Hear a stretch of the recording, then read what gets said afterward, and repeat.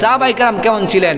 সাহাবায়ে কেরাম তাদের স্ত্রী এক জায়গায় বসছে, ওই জায়গাটা বসার জন্য কোনো এক পর পুরুষ যদি তাকাইতো তাদের কলিজার মধ্যে রক্তকরণ হইতো।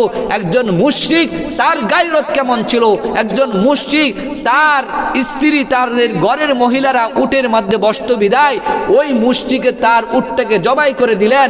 একজন লোক জিজ্ঞাসা করলেন, আপনি উটটাকে জবাই করলেন কেন? চাইলে তো আপনি উটটাকে বিক্রি করে দিতে পারতেন। বলতেছেন যে আমি এই উটটা যে আমি বিক্রি করব, আমার এই উটের যে জায়গার মধ্যে আমার ঘরের মহিলাগুলা বসছে, ওই ঘরের মহিলা যেই জায়গাটার মধ্যে বসছে আমি যদি বিক্রি করে দেই ওই লোকগুলা তো ওই জায়গার মধ্যে বসবে, কারণ এটা আমার সম্মান হানি হবে। এই জন্য আমি এই উটটাকে আমি জবাই করে দিলাম। আমি আমার স্ত্রীর গায়রতওয়ালা পুরুষ তারা ছিল, আর আজকে তো আমাদের স্ত্রীর সাথে কত পর পুরুষ কথা বলে, এটা আমাদের মনের মধ্যে মান সম্মানের মধ্যে কোনো কিছু লাগে না। এই জন্য আপনি গায়রতওয়ালা পুরুষ না, আপনি হইল গায়রতহীন পুরুষ। এই জন্য বলতেছে যে একজন নারীর পর্দা, চোখের পর্দা একজন পুরুষের দিকে সে তাকাতে পারবে না, তার চোখের পর্দা করতে হবে।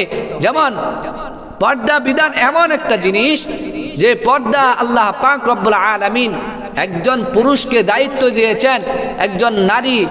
একজন নারী জাহান্নামে যাওয়ার জন্য কারণ হবে তার একমাত্র প্রথম অবস্থায় তার পিতা, তার ভাই এবং তার স্বামী।